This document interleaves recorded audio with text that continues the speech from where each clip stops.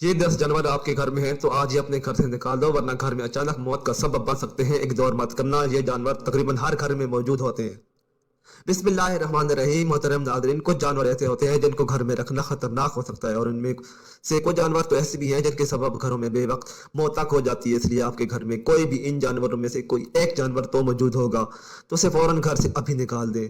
आपके घर में बरकत नहीं आ सकती, आप कभी भी दौलतमंद नहीं बन सकते। लिहाजा आज की वीडियो में ना सिर्फ आपको उन मनहूस जानवरों का बताएंगे, बल्कि उनको अपने घरों से निकालने का तरीका भी बताएंगे। लिहाजा इस वीडियो को आखिर तक जरूर देखिएगा। मोहतरम नाज़रीन, जैसा कि हम सब जानते हैं कि तमाम मखलूक को अल्लाह ताला ने पैदा किया है, लेकिन कुछ मखलूक को अल्लाह ताला ने हमारे लिए हलाल कर दिया, जबकि कुछ को हराम। इस तरह से कुछ जानवर ऐसे हैं जो घर में बरकत और रहमत लेकर आते हैं, जबकि कुछ जानवर घरों में ज़वाल लाते हैं और बेबरकती की वजह बनते हैं। नंबर एक, मक्खी। उलमाए कराम और बुजुर्गान दीन मक्खी का शुमार नजस तरीन मखलूक़ात में से करते हैं। इस्लामी तालीमात के मुताबिक मक्खी ना सिर्फ घर में बेबरकती लाती है, बल्कि रिज़्क़ की तंगी लाने की वजह भी बनती है। यहूदी और ईसाई मक्खी को तो शैतान का दोस्त मानते हैं, और इसकी वजह यही बताते हैं कि ज़्यादातर जितनी भी मखलूक़ात हैं उनकी दो आंखें होती हैं, जैसा कि इंसान की दो आंखें होती हैं, और बहुत से चुपाओं, बिल्ली, बकरी, गाय, भैंस वगैरह, इन सब की आंखें दो ही होती हैं। लेकिन ये जानकर आप हैरान हो जाएंगे कि एक मक्खी की 3000 आंखें होती हैं, यानी उसके मुंह के दोनों तरफ 1500 मौजूद होती हैं। ईसाइयों और यहूदियों का मानना है कि इनमें से सिर्फ 2 आंखें मक्खियों की अपनी होती हैं, जबकि बाकी की शयातीन की होती हैं, और आंखों के जरिए से वो इंसानों पर नजर रखते हैं। और तारीख का मुताला भी हमें यही बताता है कि मच्छर के बाद इंसानों के अंदर सबसे ज्यादा बीमारियां फैलाने वाली और इंसानों की मौत का सबब बनने वाली मखलूक मक्खी ही है। लेकिन बुजुर्गान दीन मक्खियों को घरों से निकालने और घरों से दूर रखने का एक बेहतरीन तरीका भी बता रखा है। बुजुर्गों का कहना है कि मक्खी जैसे उर्फ आम में न्याज़ बो का पौधा कहा जाता है, आपने न्याज़ बो के पत्ते ले लेने हैं और उनको मसल लेना है, और घर के हर कोने में कुछ पत्ते मसलने के बाद फेंक देते हैं। कुछ ही देर में आप देखेंगे कि आपके घर में मौजूद तमाम मक्खियां घर से बाहर निकल गई हैं। नंबर 2, छिपकली। छिपकली घर में मुसीबत और परेशानी लाने वाला जानवर है। उलमा कराम और बुजुर्गों का मानना है कि जिस घर में छिपकली पाई जाती है, उस घर में परेशानियां और मुसीबतें अचानक नाज़िल होती रहती हैं।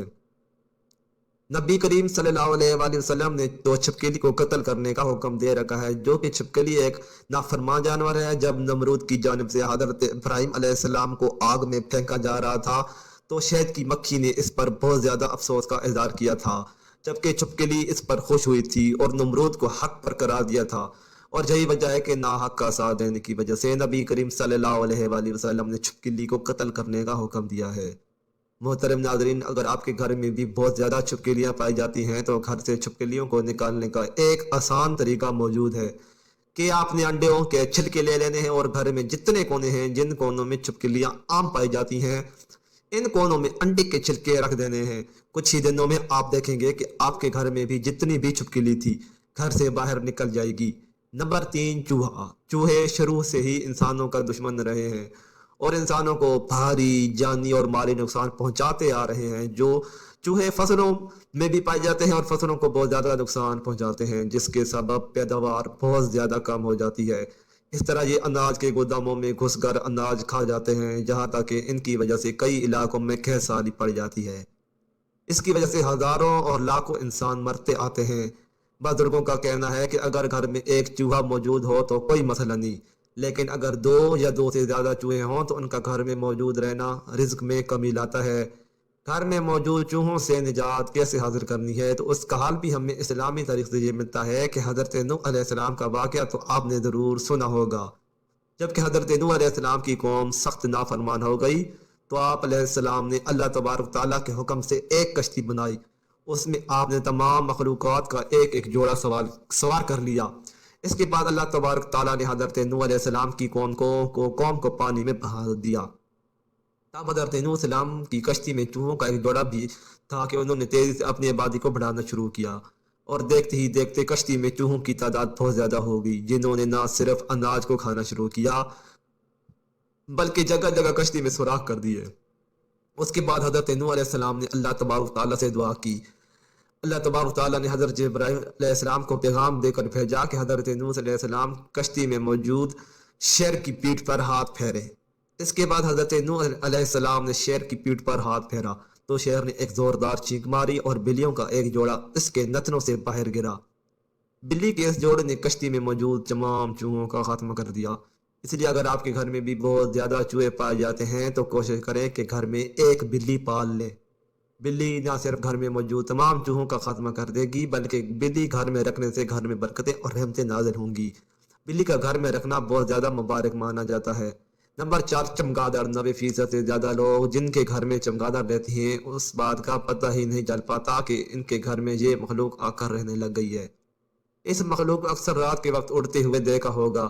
اکثر لوگ چمگادڑ اور چمچڑک کو ایک ہی مخلوق سمجھتے ہیں، لیکن اصل میں یہ دونوں الگ الگ نسل کے جانور ہیں۔ چمگادڑ سائز میں کافی بڑا، یہاں تک کہ ایک کبے سے 2 گنا سائز میں ہو سکتا ہے۔ چمگادڑ درخت پر رہتے ہیں اور عام طور پر دن کے وقت الٹے لٹکے ہوئے نظر آ جاتے ہیں، لیکن جو چمچڑک ہوتی ہے یہ سائز میں کافی بڑی ہوتی ہے۔ اس کا سائز عام طور پر چڑیا یا چڑیا سے تھوڑا بڑا ہوتا ہے، لیکن اللہ تبارک و تعالیٰ نے چمچڑک کے جسم میں بہت ہی نرم ہڈیاں رکھی ہیں، اس لیے یہ آسانی سے گھر کے کسی کونے میں بھی گھس جاتی ہے۔ عام طور پر سے یہ گھروں میں جو پائپ یا پرنالے وغیرہ لگے ہوتے ہیں یہاں چمچڑک آسانی سے اپنی زندگی گزارنے لگتی ہے اور گھر والوں کو پتہ ہی نہیں چلتا کہ ان کے گھر میں چمچڑک رہتی ہے۔ سائنسدانوں کا چمچڑک کے بارے میں کہنا ہے کہ جس گھر میں بھی چمچڑک رہتی ہے گھر کے لوگوں میں عام طور پر خون کی بیماریاں، سانس کی بیماریاں اور بواسیر کی بیماریاں پائی جاتی ہیں، جبکہ علماء کرام اور بزرگان دین کا کہنا ہے کہ جس گھر میں بھی چمچڑک آ کر اپنا بسیرا کر لیتی ہے تو اس گھر میں فقیری اور بربادی آتی ہے۔ محترم ناظرین، اپنے گھروں کا بخوبی جائزہ لیا کریں، اکثر پائپوں میں، پرنالوں کے پیچھے یا ایسی جگہ پر جہاں پر بہت سارا سامان پڑا ہوا ہوتا ہے وہاں صبح کے وقت غور سے دیکھیں۔ اگر وہاں آپ کو گول گول دانوں میں بیٹ نظر آتی ہے تو سمجھ جائیں کہ آپ کے گھر میں بھی چمچڑک رہتی ہے۔ نمبر 5، لال بیگ۔ بزرگوں اور علماء کرام کے مطابق لال بیگ نجس کیڑا ہے۔ اس گھر میں بہت زیادہ تعداد میں بیگ پائے جاتے ہیں، اس گھر میں رحمت نہیں آتی اور بے برکتی اور نحوست اس گھر کی قسمت بن کر رہ جاتی ہے۔ سائنسدان پہلے لال بیگ کو بے ضرر کیڑا مانا کرتے تھے، لیکن جدید ریسرچ میں یہ بات سامنے آئی ہے کہ لال بیگ بہت ہی زیادہ خطرناک کیڑے ہوتے ہیں۔ لال بیگ ایسے کیمیکلز کو چھوڑتے ہیں جو دل کے امراض پیدا کرتے ہیں، جبکہ یہ بات حقیقت میں سامنے آئی ہے کہ جن گھروں میں بکثرت لال بیگ پائے جاتے ہیں گھروں کے رہنے والوں کے پیٹ میں کیڑے ہو جاتے ہیں۔ اس لیے اگر آپ کے گھر میں بھی لال بیگ پائے جاتے ہیں تو ان سے نجات حاصل کرنے کا ایک بے حد آسان طریقہ یہ ہے کہ رات کو سونے سے پہلے جتنے بھی استعمال شدہ یا جھوٹے برتن ہیں ان کو آپ نے دھو کر سونا ہے، اور جتنے بھی کھانے پینے کی چیزیں ہیں انہیں آپ نے اچھی طرح سے ڈھانپ دینا ہے، اور سونے سے پہلے گھر کا جتنا کوڑا کرکٹ ہے اسے ایک شاپر میں ڈال کر گھر کے دروازے کے باہر رکھ دیں۔ کچھ دن تک یہی معمول رکھنے سے آپ دیکھیں گے کہ آپ کے گھر سے لال بیگ کا خاتمہ ہو جائے گا۔ کبوتر ایک ایسا خوبصورت اور دلکش پرندہ ہے جو ہر کسی کو اچھا لگتا ہے، اور یہی وجہ ہے کہ یہ پرندہ اکثر گھروں میں پالا جاتا ہے اور اکثر گھروں کے علاوہ مزاروں پر بھی یہ پرندہ موجود ہوتا ہے۔ کہتے ہیں کہ کبوتر وہ پرندہ ہے جس کے لیے حضرت نوح نے امن و سلامتی کی دعا فرمائی تھی، اور یہی وجہ ہے کہ کبوتر انسانی آبادی سے مانوس ہے اور کبے کو خوف کی بددعا دی جاتی ہے۔ یہی وجہ ہے کہ کوا انسانی آبادی سے ہراساں رہتا ہے، یہی وجہ ہے کہ لوگ آج تک اسے منحوس سمجھتے ہیں۔ تفاسیر میں ہے کہ حضرت نوح نے جب کشتی کو جودی پہاڑ پر ٹھہرایا تو آپ نے کشتی کا وہ حصہ کھولا جہاں پرندے رہتے تھے، تو آپ نے کوے سے فرمایا کہ زمین پر دیکھ، اس میں کتنا پانی ہے یا کتنا شہر غرق ہو چکا ہے۔ کوے کو ایک مردار جانور ملا، وہ اسی کو کھانے میں مست ہو گیا، واپس نہ آیا۔ اسی سے ایک کہانی مشہور ہے کہ فلاں تو کوے سے بھی زیادہ دیر لگاتا ہے۔ چنانچہ حضرت نوح کو خشک اور سخت زمین کی ضرورت تھی، اس لیے اس کے دیر کرنے کے بعد کبوتر کو بھیج دیا۔ اسے زمین کا کوئی خطہ بھی نظر نہ آیا، اس کے لیے زیتون کا پتھر لے کر حاضر ہوگا۔ حضرت نوح نے اندازہ لگایا کہ پانی کم ہے جس سے درخت ظاہر ہو گئے ہے لیکن زیر آب ہے۔ آپ نے چند گھنٹے ٹھہر جانے کے بعد پھر اسی کبوتر کو بھیجا تو زمین کے کیچڑ میں اس کے پاؤں بھر گئے، تو حضرت نوح نے اسے دیکھ کر اندازہ لگایا کہ اب پانی زمین میں جذب ہو گیا ہے لیکن زمین خشک نہیں ہوئی۔ حضرت نوح کبوتر کی اس کارروائی پر بہت خوش ہوئے اور اس کے گلے میں سبز توق پہنایا۔ آج وہی توق کبوتر کی خوش بختی کی خبر، اور ساتھ ہی حضرت نوح نے کبوتر کے لیے امن و سلامتی کی دعا فرمائی۔ یہی وجہ ہے کہ کبوتر انسانی آبادی سے منحوس ہے۔ کبے کو بددعا یہی ہے کہ کبا انسانی آبادی سے ہراساں رہتا ہے، اسی وجہ سے لوگ آج تک اسے منحوس سمجھتے ہیں۔ یہ تو تھی کبوتر کی کہانی۔ ایک ایسے کبوتر نے حضرت نوح کی بات مانی اور ان کے لیے خبر لانے کا کام کیا۔ فقہا کے نزدیک گھروں میں شوقیہ پرندے رکھنا اور پالنا جائز و مباح ہے، بشرطے کا ان کی غذا، سردی، گرمی اور بارش سے حفاظت کا انتظام کیا جائے۔ جب اہل خانہ کہیں باہر جائیں تو ان کی غذا اور دیکھ بھال کا مناسب نظم کر کے جائیں۔ سیدنا اس کے چھوٹے بھائی نے پرندہ پال رکھا تھا۔ جب رسول صلی اللہ علیہ وآلہ وسلم ان کے ہاتھ تشریف لاتے تو ان سے کہتے: اے ابو عمیر، اس پرندے نے کیا کیا؟ یہ حدیث اس بات کی دلیل ہے کہ آپ صلی اللہ علیہ وآلہ وسلم نے پرندے رکھنے سے منع نہیں فرمایا۔ اگر گھر میں پرندہ پالنا منع ہوتا تو آپ صلی اللہ علیہ وآلہ وسلم حضرت انس کے بھائی کو ضرور منع کرتے۔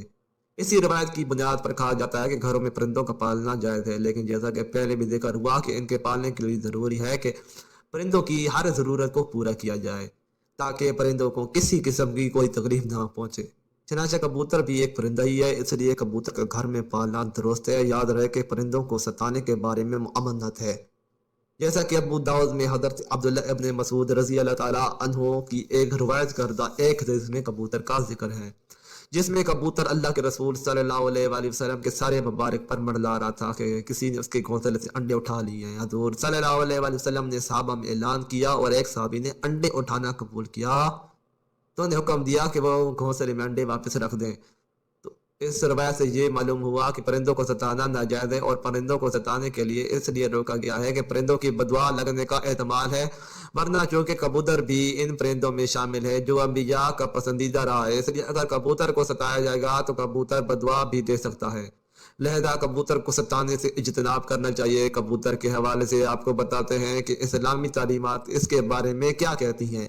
احادیث میں ہے کہ گھریلو کبوتر خدا کو بہت یاد کرتے ہیں، اہل بیت کو دوست رکھتے ہیں اور صاحب خانہ کو دعا دیتے ہیں کہ اللہ تمہیں برکت دے۔ کسی شخص نے رسول اللہ صلی اللہ علیہ وآلہ وسلم سے تنہائی کی شکایت کی تو آن حضرت صلی اللہ علیہ وآلہ وسلم نے فرمایا: ایک جوڑا کبوتر کا پال لے۔ یا پھر فرماتے ہیں کہ کبوتر پیغمبروں کے پرندوں میں سے ہے، کبوتر کو گھر میں رکھو جو کہ حضرت نوح نے اس کو پسند کیا ہے اور دعا دی ہے۔ کسی پرندے پر اتنا پیار نہیں آتا جتنا کبوتر پر آتا ہے۔ آپ نے فرمایا جس گھر میں کبوتر ہوں وہاں کے رہنے والے جنوں کی آفتوں سے محفوظ رہیں گے، کیونکہ جنوں کے بچے گھروں میں کھیلتے پھرتے ہیں، وہ ان سے مشغول رہتے ہیں، آدمیوں کی طرف متوجہ نہیں ہوتے۔ اسی طرح ایک روایت میں آتا ہے کہ کبوتر کا جو پر چڑھتا ہے وہ شیاطین کی نفرت اور بھاگنے کا سبب معلوم ہوتا ہے۔ ان روایات سے یہ بات معلوم ہوئی کہ کبوتر کا گھر میں پالنا اور مسجد میں برکت ہے، جیسا کہ آپ صلی اللہ علیہ وآلہ وسلم صحابی کو گھر میں پالنے کا بولا ہے، تو اس سے بات معلوم ہوتی ہے کہ کبوتر پالنے میں خیر ہے۔ کبوتر پالنے کے ساتھ منسلک رہے کہ بعض لوگ شوق سے کبوتر پالتے ہیں، ان کا شوق کبوتر پالنے کی حد تک ہوتا ہے، لیکن بعض لوگ کبوتر بازی کی نیت سے کبوتر پالتے ہیں، اور چونکہ کبوتر بازی میں پیسے اور وقت کا ضیاع ہے، یاد رہے کہ کبوتر پالنا ایک مہنگا اور وقت محنت طلب شوق ہے۔ کبوتر بازی کے مقابلے اکثر سخت گرمی میں ہوتے ہیں، مگر ان کی تیاری سارا سال جاری رہتی ہے۔ شوقین افراد ایک ایک کبوتر پر لاکھوں روپے خرچ کرتے ہیں۔ اعلیٰ نسل کے ان کبوتروں کو خاص طریقے سے تربیت دی جاتی ہے، ان کے مقابلے صوبائی اور قومی سطح پر ہوتے ہیں۔ شوقین افراد آبادی میں جگہ جگہ پنجرے لگا کر اپنے وقت کا کافی حصہ ان پالتو پرندوں پر صرف کرتے ہیں۔ اس لیے کبوتر بازی کے بارے میں اگر فقہا سے پوچھا جائے تو وہ اس کو درست نہیں فرماتے۔ مال و وقت کا بہت ضیاع ہوتا ہے جو کہ فضول خرچی میں آتا ہے، اس لیے ہمیں ایسے کاموں سے بچنے کی کوشش کرنی چاہیے۔ اللہ تعالیٰ سے دعا ہے کہ ہمارے گھروں کو ایسے نجس اور گندے جانوروں سے محفوظ و معمون فرمائے، نیکی کی بات کو سننے، سمجھنے اور اس پر عمل کرنے کی طاقت و توفیق عطا فرمائے، آمین یا رب العالمین۔